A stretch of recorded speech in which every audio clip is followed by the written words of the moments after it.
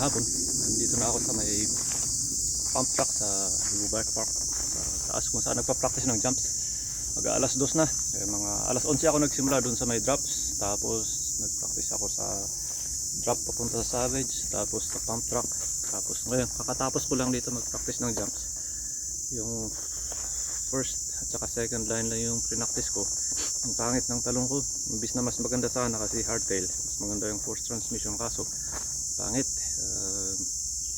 Ibig sabihin pagod na siguro ako, saka yun, kulang sa confidence, kaya pinakamaganda uwi na ako. Total mag-aalas 2 na, sana mahabol ko yung meron yatang 250 ferry, tamang tama lang, hindi ako nagmamadali. First time ko ring babayin itong KNXS at saka Savage gamit ang hardtail, kaya good luck.